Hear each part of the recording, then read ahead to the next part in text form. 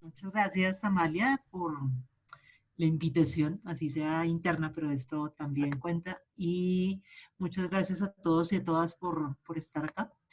Em, Muy brevemente, de lo que me voy a ocupar en los próximos 15 minutos es hablar ya un poco desde la parte tecnológica, desde la parte técnica, sobre am, sobre ciberseguridad y sobre los pilares en los cuales se basan esas ideas que vamos a tener alrededor de poder crear políticas, procedimientos, medidas técnicas y demás para proteger información, redes y otras cosas. Entonces, esto puede funcionar como breve repaso de la vez pasada, pero creo que habitualmente algo que suele suceder muy a menudo es que se mezclan estos tres términos o estas tres categorías, las de seguridad de la información, la de ciberseguridad y la de seguridad informática, si bien cada una de ellas es completamente diferente pero relacionada. Entonces, quizás para hacerlo muy rápidamente, porque no estoy tan segura de que ayer hayan visto esta parte que tiene que ver mucho más con qué es lo que con lo que qué es lo que se protege de alguna manera. Eh, Habitualmente cuando hablamos de información, Qué chiste, esta vieja es una física, ¿no? sí, yo soy física, gracias. Yes.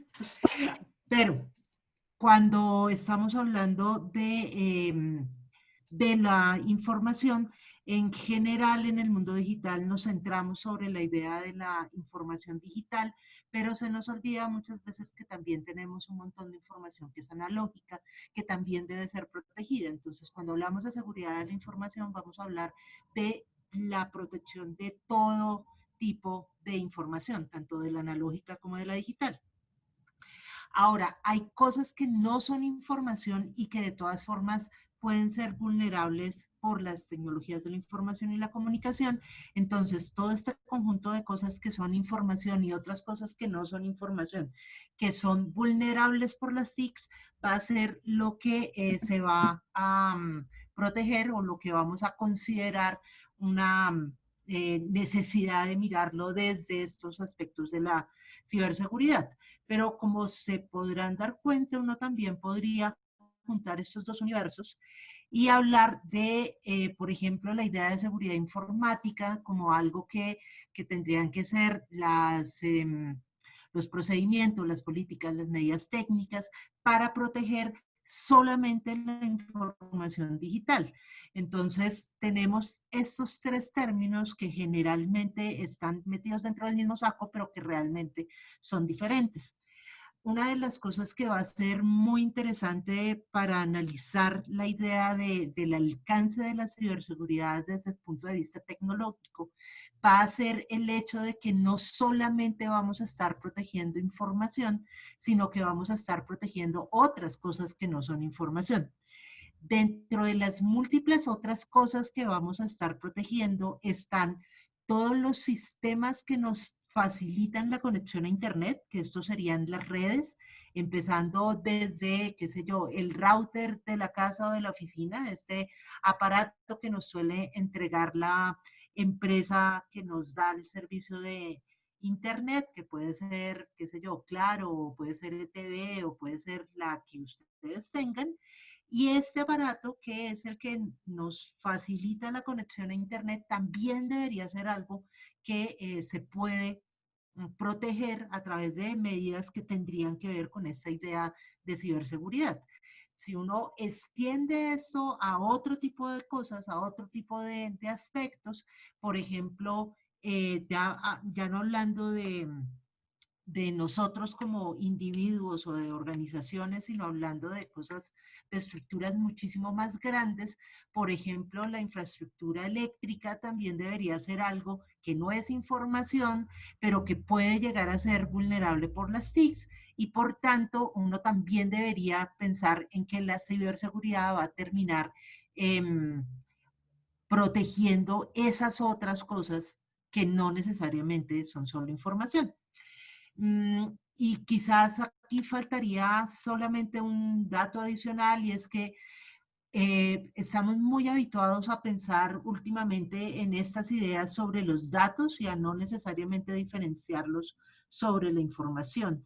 Cuando hablamos de datos, son datos desagregados. Cuando hablamos de datos agregados en un contexto, vamos a estar hablando de información.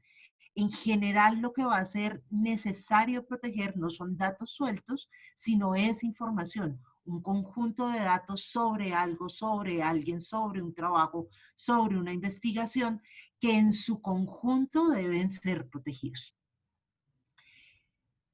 Y en estas ideas de protección, entonces, con lo que quisiera que fuéramos muy claros es con cuáles van a ser o cuáles son los principios que vamos a garantizar de esta información. Y esto va a ser pues la idea de 3 principios básicos que van a ser los pilares de toda la idea de la seguridad de la información y en general de la ciberseguridad.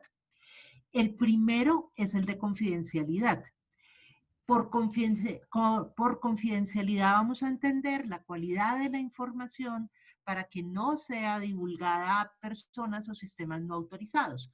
Esto quiere decir que la información, para que se mantenga la confidencialidad de la información, lo que debo garantizar es que alguien que no esté dentro de las personas que debe conocer esa información no pueda acceder a esa información. Básicamente, la idea es poder tener tanto mecanismos de control que me faciliten saber quiénes van a acceder a esa información y mecanismos de autenticación que me permitan saber quiénes son también, o sea, si la persona que va a conocer un tema específico o que va a conocer una información específica es esa persona. Lo otro que uno también podría utilizar en estas ideas de la confidencialidad o que se va a volver parte de las estrategias para mantener la confidencialidad es impedir que la información sea fácilmente leída por otras personas que no necesariamente tienen la autorización para ver o para conocer esta información. Y uno de esos mecanismos que va a ser súper importante es el cifrado, la idea de poder ocultar información o poder preservar, de poder ocultar esta información de forma tal que solamente quienes están autorizados para verla y tienen las contraseñas o las claves necesarias para poder acceder a ella sean los que acceden.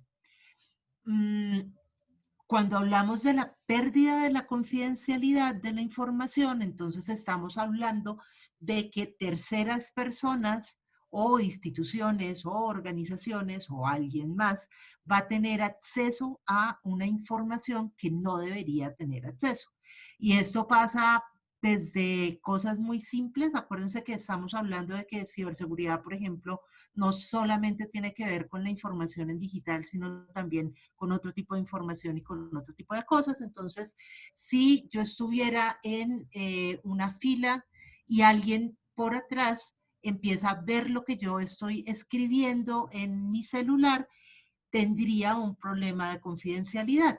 Y la razón es porque esta persona que está detrás está leyendo una información que en principio no debería por qué conocer. Entonces, no solamente se va a tratar de aspectos, otra vez, que tienen o que involucran tecnologías de información y comunicación, sino que uno podría pensarlo también incluso un poco más allá.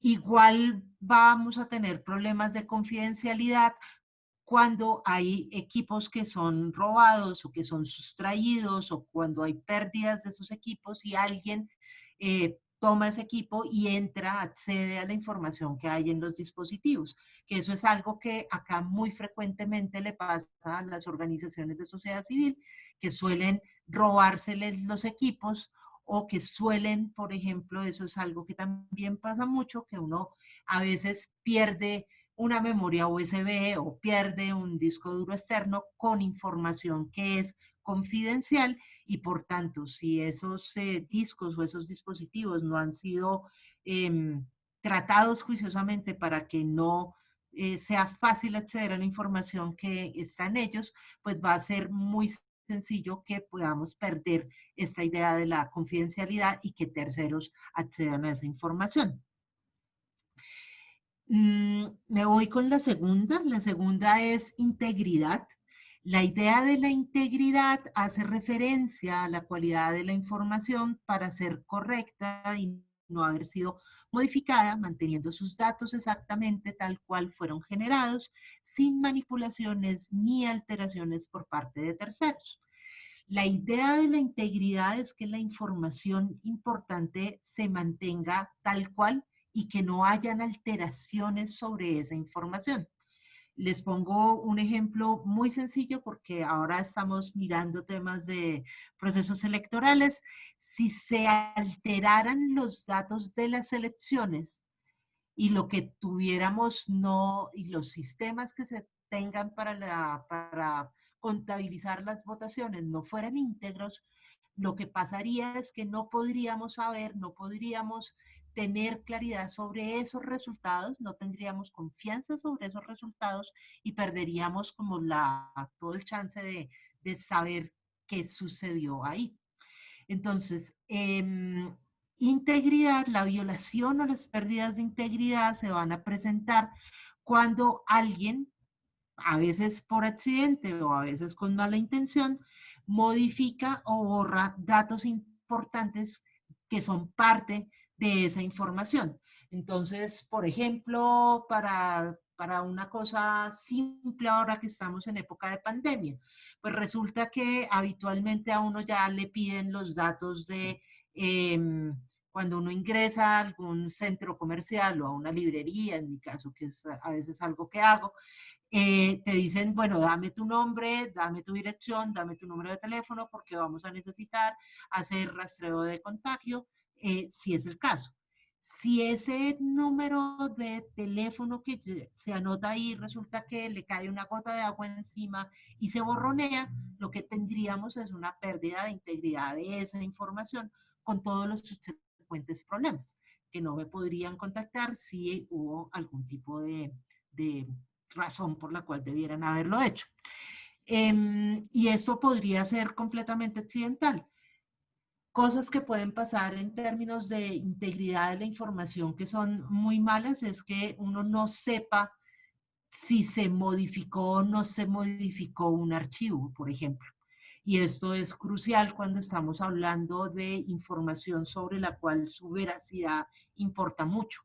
Entonces, si tenemos una investigación y no sabemos si fue cambiado uno de los datos de la investigación, tenemos un problema también de integridad de la información ahí. Y por tanto, vamos a tener también desde el punto de vista digital algunas posibilidades de utilizar herramientas que me permitan fácilmente saber si una información fue alterada o no. La más tradicional son las firmas digitales, pero pues también podríamos hacer utilización de los números hash, que van a ser un número que se le asocia a un archivo y que si el archivo cambia en cualquier punto, va a cambiar o va a ser modificado ese número que lo identifica de alguna forma y por tanto podría saber si hubo alteraciones sobre ese archivo específico. El tercer pilar del que vamos a estar hablando es el de disponibilidad.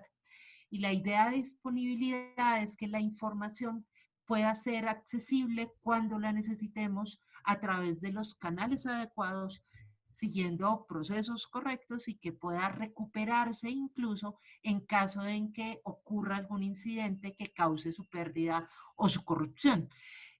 Acá quizás la palabra importante tiene que ver con estas ideas sobre la resiliencia en términos de la información.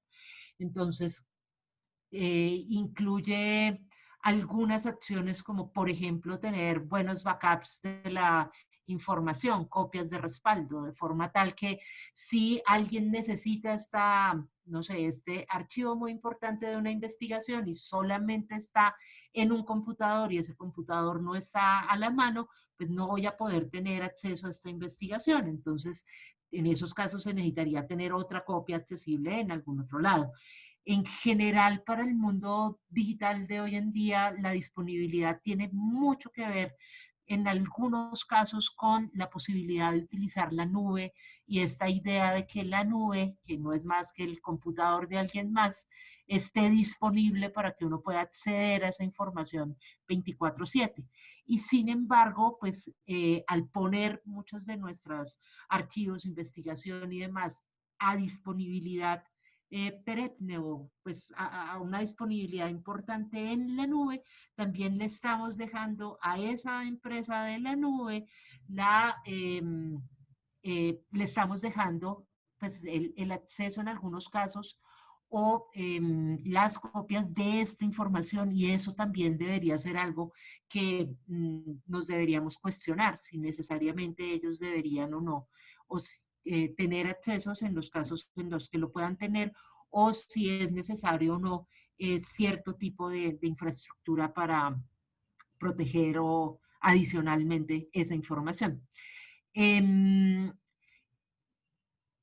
La idea acá en general es que cuando hablamos de disponibilidad, no solamente tenemos que hablar de la información, sino también vamos a tener que empezar a pensar mucho más sobre las infraestructuras, las redes, los equipos, la parte de hardware y no solamente la parte de la información, porque efectivamente llegar a una información específica requiere pensar también cuál es la estructura que la soporta. Y ya sé que me quedan 2 minutitos, así que para terminar, quisiera poder hablar un poquito muy brevemente sobre esta idea del ciclo de la información, porque va a ser algo que también desde el punto de vista tecnológico es importante. Y esto es que la información no solamente debemos pensar en protegerla en el lugar en el que queda, qué sé yo, en el computador de la casa, en este momento ahora que estamos en pandemia trabajando desde la casa, sino que también debería pensarme en que tengo que protegerla en el momento en el que la creo, en el momento en el que la gestiono, en el momento en el que la almaceno y cuando está viajando de un lugar hacia otro. Entonces, ahora que les hablaba de la nube, de la idea de utilizar el computador de alguien más para guardar información, si yo no tengo en cuenta la seguridad de esa información en el traspaso que pueda hacer entre mi computador y esa nube, no la estoy protegiendo plenamente. Y en esta idea de proteger el tránsito de la información, de nuevo, una de esas cosas que se vuelve fundamental es pensar mecanismos de cifrado que mantengan esa información lejos de otros para preservar su confidencialidad. Eh, También en poder tener características que me permitan saber si fueron o no cambiados en el lugar de almacenamiento, por ejemplo, otra vez volviendo sobre esas ideas de mantener la integridad y efectivamente, si vamos a tener ciertas cosas en la nube, pues pensarnos durante todo el tiempo en esta idea de la disponibilidad de esa información estando allá y lo que implica todo el tiempo tener que acceder a estas otras plataformas para acceder a esa información. Entonces, yo creo que ya paro ahí porque van mis 15 minutos y quedo atenta para seguir la discusión después de que terminen mis dos compañeros. Gracias, Pilar. Te comiste 4 minutos más, pero ¿Ah, está, sí? sí. ¿No eran 15? Yo empecé a Pero, contar a las y cuarto. Pilar, pero no pasa nada, todo el mundo se ha comido unos minutos extras, pero por lo menos la sesión pasada. Ok, perdón. Y lo estoy permitiendo siempre y cuando no sean más de 4 o 5 minutos extra. Ok. Pues nada, ya, gracias Pilar. Pilar nos ayuda a tener esta introducción de la ciberseguridad desde su aspecto más técnico, donde siempre se piensa en esos tres principios que nos comentó, disponibilidad, confidencialidad e integridad. Y así se puede proteger como nos dijo Pilar, información, infraestructuras, sistemas, redes. Y bueno, le paso la palabra ahora a Carlos, que pues nos va a contar muchas de las cosas en las que trabaja, que ha visto particularmente desde sociedad civil, con todo el trabajo de apoyo de sociedad civil que ha prestado a lo largo de su carrera. Perfecto, muchas gracias, Amalia. ¿Me escuchan bien? No sé si en el chat me pueden avisar, es que el Zoom es un poquito, se me mueve todo cuando comparto. Se escucha perfectamente. Sí, excelente. A ver, voy a ir quizás como una metralleta, porque hay bastantes cosas que compartir. Quería darles un poquito de contexto primero sobre el trabajo que he estado realizando recientemente. Yo desde hace, no sé, 7 años, si se quiere, he estado trabajando como entrenador en seguridad de la información, sobre todo para organizaciones en riesgo en varios países de Latinoamérica. Sin embargo, hoy les voy a narrar les voy a narrar una historia sobre un proyecto que he estado trabajando al margen de esto, que es una investigación técnica. Yo formo parte o soy el coordinador técnico del FADE Project, de Fake Antenna Detection Project. En este proyecto nosotros buscamos hacer análisis sobre la red de telefonía celular en algunas ciudades de Latinoamérica, para determinar cómo funciona la red celular en estas ciudades y específicamente si hay algún tipo de anomalías o algún tipo de funcionamientos sospechosos que nos sugieran el uso de algunas herramientas de vigilancia telefónica. En este caso de IMSI catchers o antenas telefónicas falsas. Allí tienen en la lámina la dirección del proyecto, si quieren saber más información, y ahí hay como un dibujito que ilustra un poquito una de las formas de detectar antenas falsas.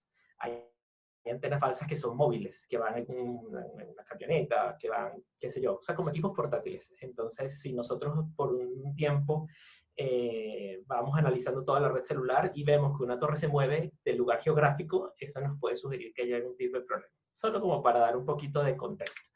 Este es un ejemplo de cómo se ve como parte real del resultado. Ahí están viendo el mapa correspondiente al aeropuerto internacional de Maiquetía, que sirve a la ciudad de Caracas, en donde ese círculo rojo es una antena de la que sospechamos se puede estar utilizando para hacer vigilancia celular. Y bueno, todo de aquí en adelante, desde la perspectiva de alguien técnico que viene del mundo técnico, abordamos un poco o reflexionamos un poco algunos temas de políticas. Entonces, es posible, y disculpas de antemano al respecto, es posible que diga alguna cosa que no va con los estándares internacionales, pero desde nuestra perspectiva, más o menos explica nuestra experiencia. ¿Okay? La motivación para hacer este proyecto es que vimos que hay muy poco conocimiento de cómo funciona la telefonía celular. Todos tenemos celulares probablemente, todos los que estamos acá, y no sabemos exactamente cómo funciona la tecnología de fondo y mucho menos sabemos cómo funciona la tecnología que se usa para vulnerar esa red de telefonía celular. Entonces, parte de lo que queríamos ya a nivel personal era entender mejor. Vamos a aprender más sobre esto y vamos a llegar un poquito al fondo de cómo funciona la telefonía y su vigilancia. Entonces, a lo largo de este proceso esperábamos mucho ensayo y error. ¿Okay? Básicamente nosotros utilizamos metodologías que se desarrollaron en otros lugares del mundo, bueno, en Estados Unidos en este caso. Entonces también íbamos a aprender mucho de cómo aplicar eso en Latinoamérica. Entonces, nada, comenzamos al principio nuestro análisis en 3 ciudades de Latinoamérica. En efecto, encontramos algunas anomalías. Tuvimos millones de mediciones entre las 3 ciudades elegidas al comienzo.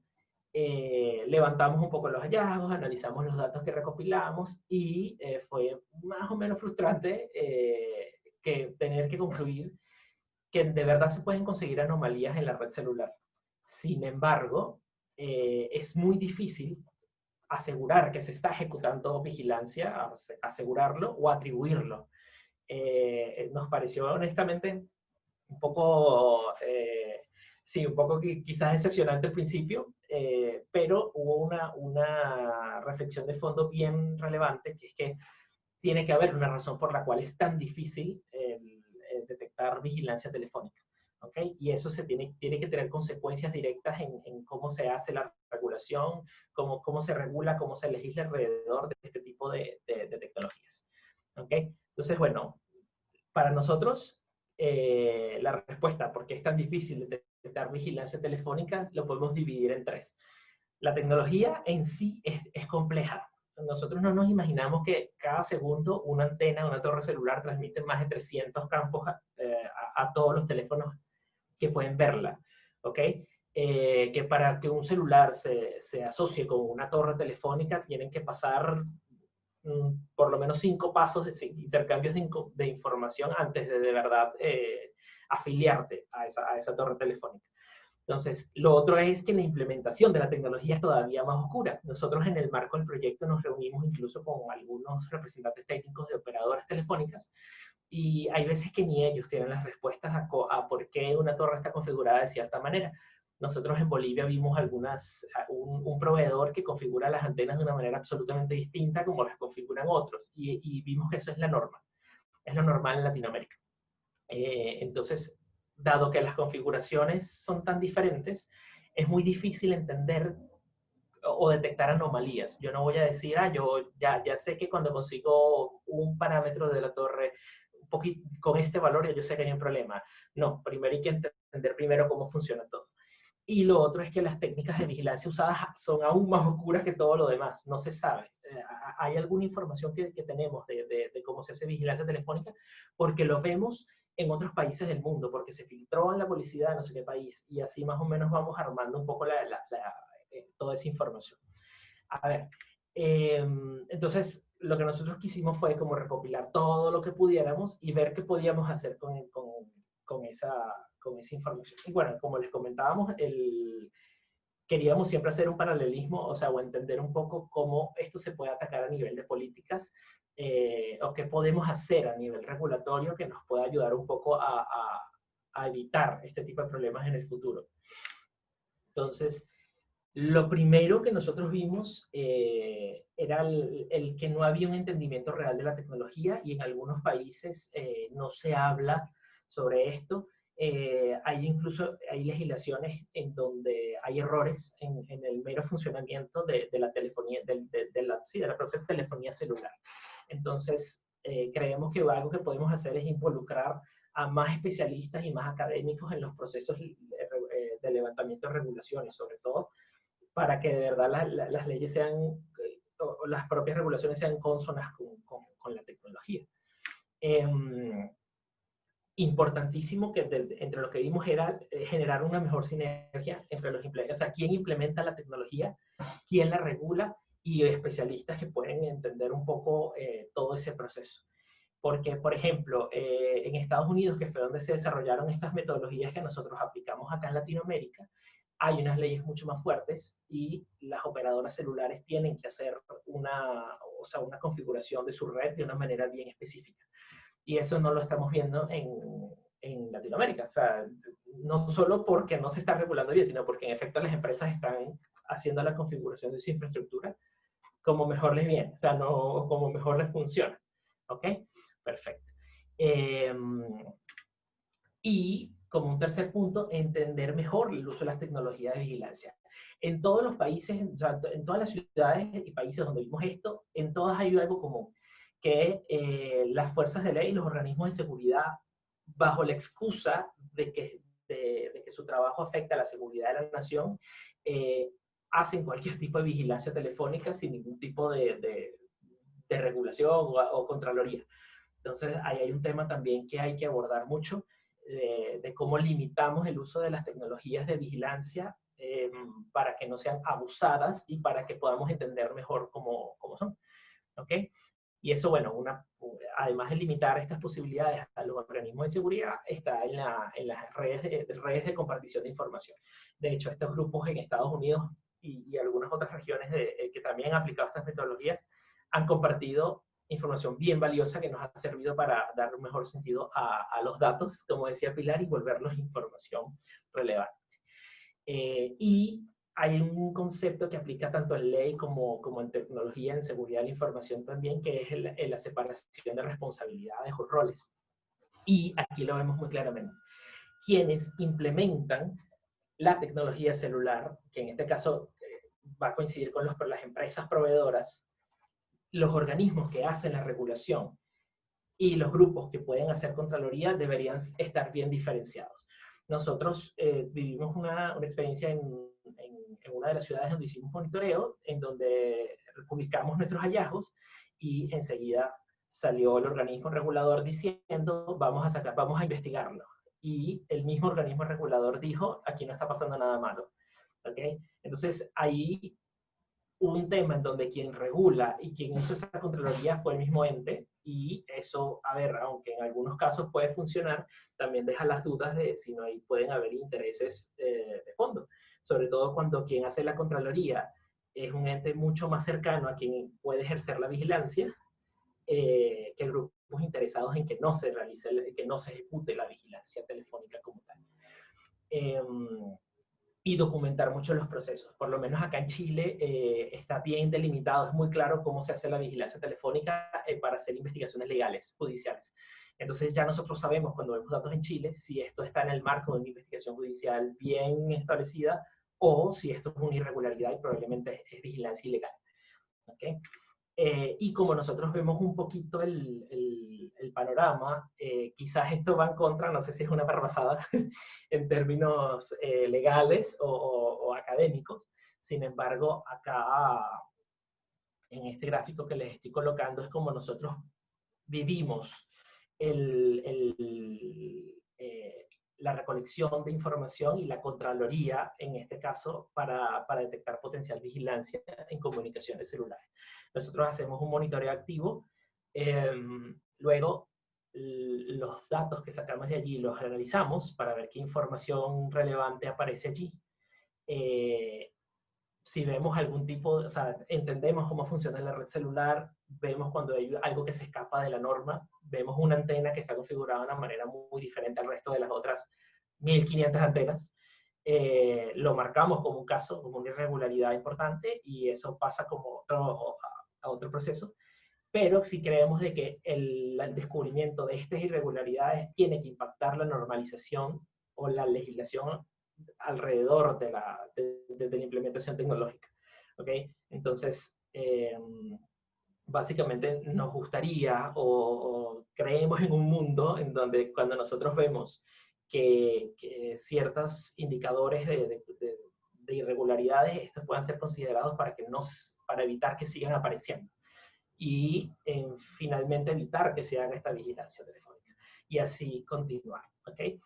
Esto es una pequeña visión. Yo sé que esto no lo estamos haciendo con la intención de que se aplique para todo, pero a través de nuestra experiencia analizando vigilancia telefónica, hemos visto que es algo que para ese campo aplica de alguna forma. Entonces, aquí la invitación un poquito es como siempre ver la tecnología como algo que puede ser mucho más complejo de lo que parece,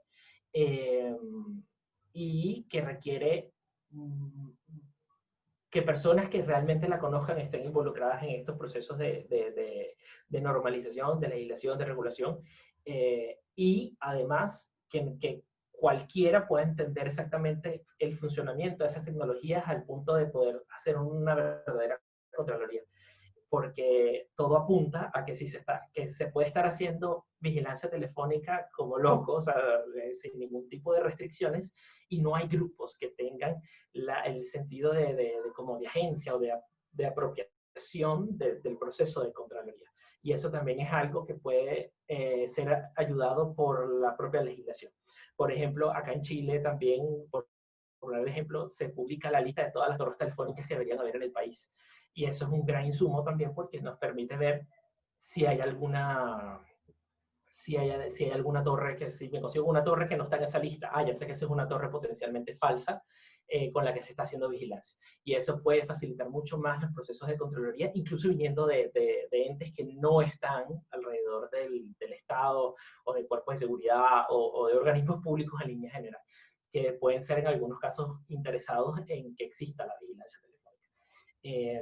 Yo creo que de momento me quedo así, no los voy a agobiar más porque sé que es como mucho, muy poco tiempo, entonces creo que me doy por servido de momento. Quedo pendiente también ver la discusión.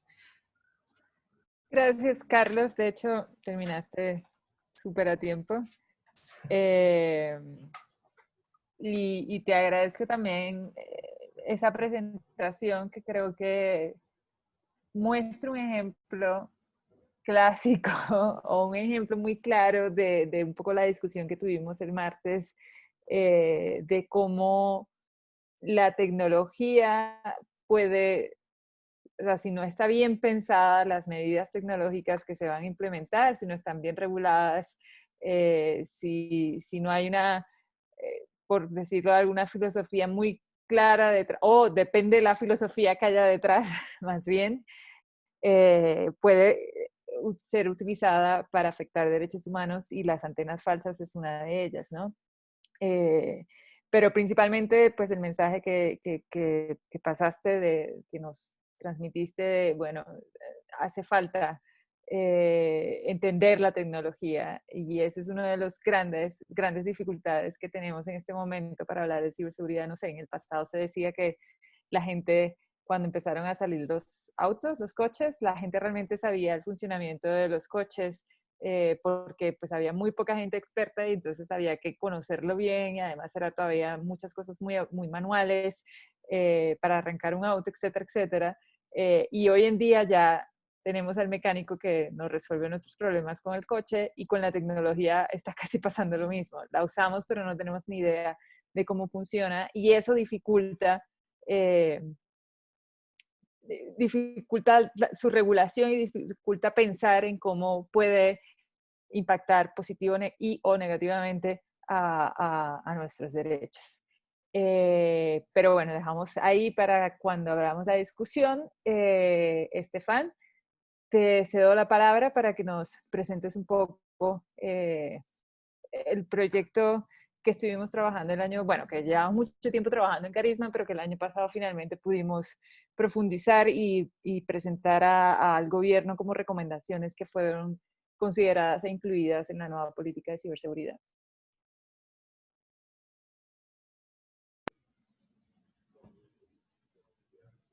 Vale, gracias a María. Entonces voy a compartir mi pantalla.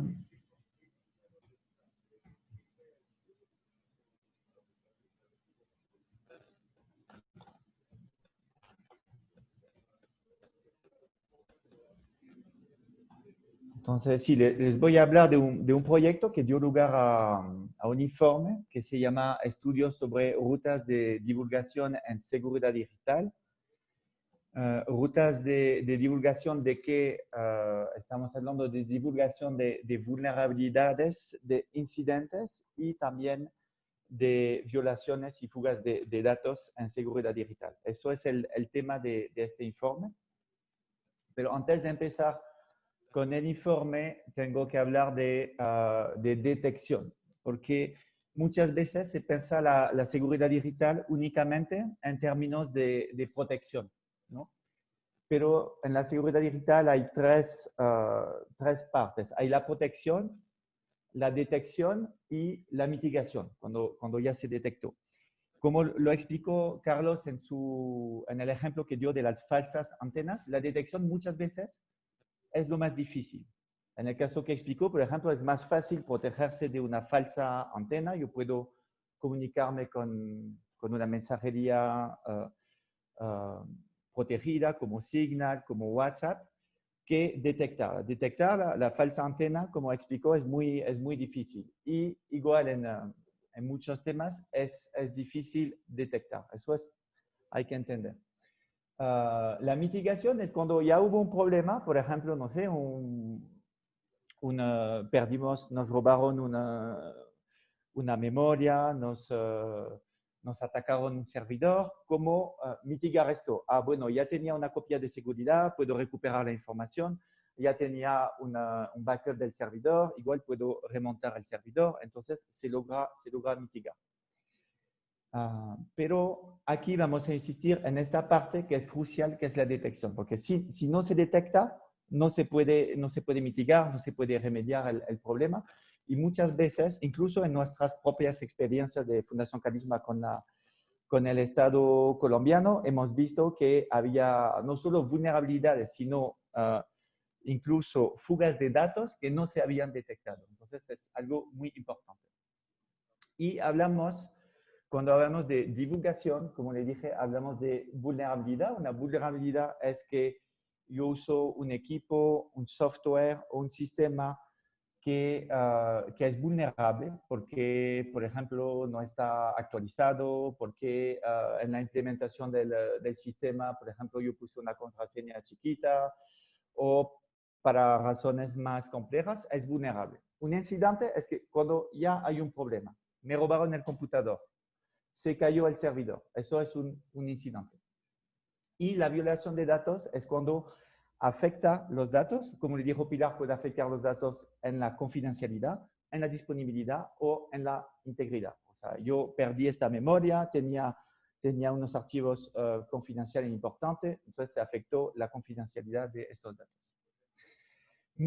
Durante muchos años se pensó que este tema de la detección de vulnerabilidad, de incidentes y de violaciones de datos se podía hacer internamente, que el Estado, que las entidades, las empresas no necesitaban ayuda externa para realizar esta detección. Pero poco a poco se han vuelto más complejos los sistemas, cada vez más complejos, hasta el punto que una entidad, así sea muy fuerte, así sea un ministerio, así sea una empresa grande como Facebook, como Google, como Microsoft, no puede por sí sola. Y hay muchos ejemplos en este tema. El problema es que sí, los expertos, la comunidad técnica, la gente ajena puede notificar una empresa, un gobierno. Yo he visto que hay un problema, que hay una vulnerabilidad aquí en su sistema e hice algunas pruebas. Yo he visto que hay una fuga de datos personales. Les tengo una copia aquí para mostrarles, pero esta divulgación presenta un riesgo legal, incluso si se hace con una buena intención, incluso si hablamos de lo que algunos llaman el hacking ético. ¿Por qué? Porque las leyes no están pensadas para eso. Por ejemplo, solo voy a dar un ejemplo. Aquí en Colombia hay una ley sobre los crímenes y delitos informáticos que tiene un artículo, es el artículo 269. Dice, acceso abusivo a un sistema informático. El que sin autorización o por fuera de lo acordado acceda en todo o en parte a un sistema informático, protegido o no, es importante, con una medida de seguridad o se mantenga dentro del mismo en contra de la voluntad de quien tenga el legítimo derecho a excluirlo, incluirá una pena de prisión de 48 a 96 meses y una multa de 100 a 1000 salarios mínimos legales mensuales vigentes. Entonces, significa que si yo, veo que un servidor tiene una puerta abierta, yo entro en esta puerta, yo estoy cometiendo un crimen. Y para esto me pueden poner en prisión. Entonces, es muy delicado el tema de la divulgación y muchos expertos en seguridad digital han incurrido problemas, incluso han ido en prisión. Entonces, nosotros desde Calab, que es el laboratorio de privacidad y seguridad digital de Carisma, tenemos un proyecto desde el año 2017 que es analizar la privacidad y la seguridad digital de los sitios web y aplicaciones del Estado que son de intereses públicos para el ciudadano. Varias veces detectamos vulnerabilidades, incidentes, incluso en 2 o 3 ocasiones fugas de datos personales de los ciudadanos. O sea, eso, hay un ejemplo en la unidad para las víctimas que fue bastante grave. Y siempre había esta pregunta de cómo nos podemos acercar al gobierno, por qué circuito para dar esta información que habíamos encontrado esta vulnerabilidad sin divulgarla públicamente, porque eso podría en riesgo el sistema. Y sin ponernos en riesgo. Entonces, desarrollamos unas metodologías de análisis que son muy de mirar y no tocar, o sea, son pasivos, son no intrusivos, cuidamos mucho, es un trabajo que hemos hecho conjuntamente entre expertos técnicos y abogados, pero incluso así nos pueden demandar. Y la primera reunión que hemos tenido con el gobierno para una divulgación de este tipo, había enfrente 7 u 8 abogados, decían, nos hackearon y les vamos a demandar. Entonces fue todo un trabajo de incidencia política pública que se hizo con el gobierno, y el MINTIC nos ayudó, porque con el Ministerio de Defensa ha sido más difícil el diálogo, para construir confianza y poder nosotros divulgar los problemas que encontramos en los análisis sin que nos demanden. Entonces, eso es un problema, y eso fue también lo que motivó el estudio sobre las rutas de divulgación, que es un informe que está disponible en el sitio de Carisma. Es un trabajo que hicimos durante casi un año y que nos sirvió para seguir incidiendo en este tema, porque Carisma ya había hecho incidencia en este tema.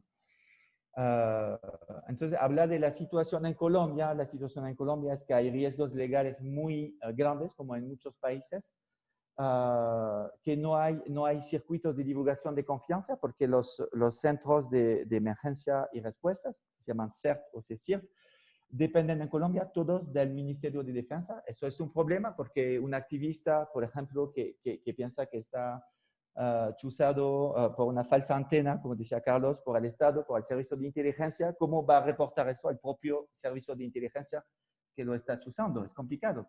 Entonces, este tema de confianza es un tema importante, y es por eso que en muchas recomendaciones internacionales, incluidas las de Europa, recomiendan que haya circuitos de divulgación que no dependan del Ministerio de Defensa. En Colombia así es, y hemos trabajado para que salga de esto.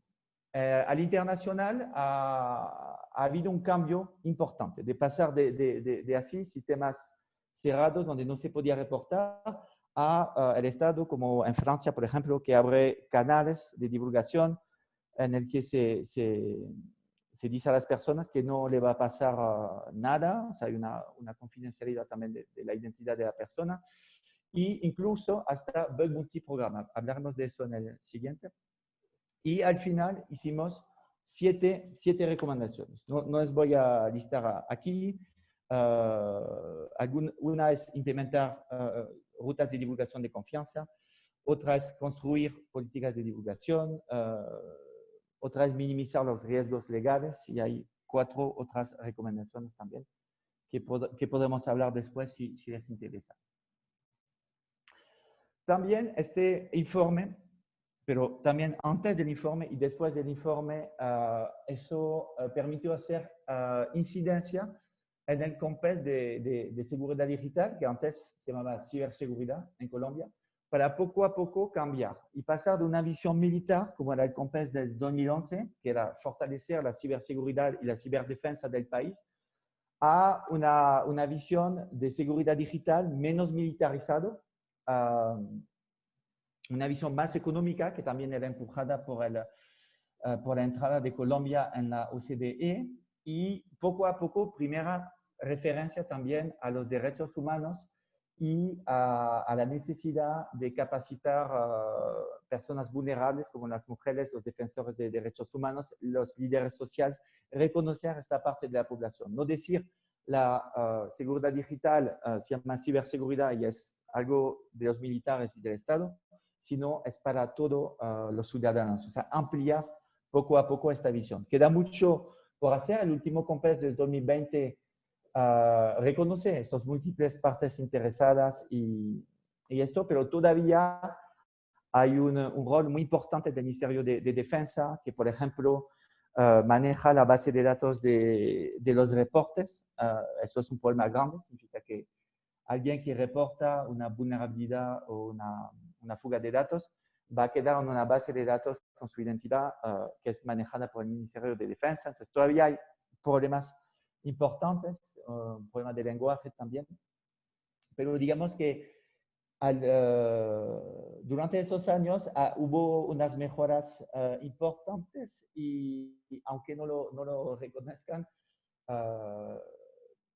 ha sido en parte gracias al trabajo que hicimos desde la sociedad civil y desde Carisma. quería terminar por solo dos ejemplos que muestran cómo se puede cambiar y hasta dónde se puede llegar para permitir que un experto, un hacker, haga un reporte de una vulnerabilidad que él encontró en un sistema estatal, en un sistema de una empresa. Es lo que se hizo en Holanda, que sin cambiar las leyes, porque siempre cambiar las leyes es un proceso lento y complicado, el fiscal general mandó instrucciones a todos los fiscales de Holanda para reconocer los motivos éticos cuando hay una divulgación que implicó así potencialmente un hackeo del sistema en el sentido de entrar en el sistema. Y eso ya es un paso importante, de decir no vamos a perseguir en este caso cuando hay un motivo ético.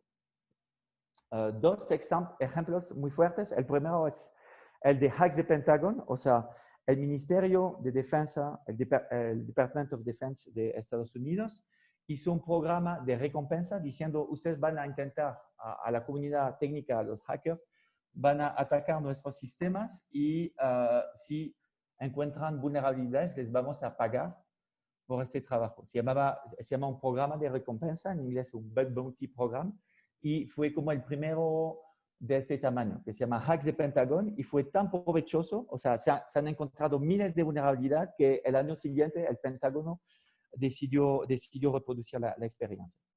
El programa de recompensa quizás más reciente y más conectado con la actualidad de la pandemia fue lo que pasó en Francia con la aplicación Stop COVID.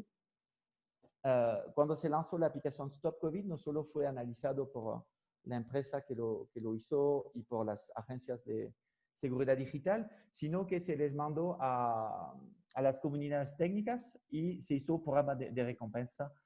Igual se entregaba recompensas financieras a los expertos, a los hackers que encontraban vulnerabilidades siguiendo el proceso del programa de recompensa. Entonces, quería terminar por esos dos ejemplos para ver cómo poco a poco se ha pasado de una visión muy cerrada, decir nosotros solo vamos a detectar las vulnerabilidades, las fugas de datos, a una visión abierta. Se necesita la colaboración de todos y además, si nos ayudan, les vamos a recompensar.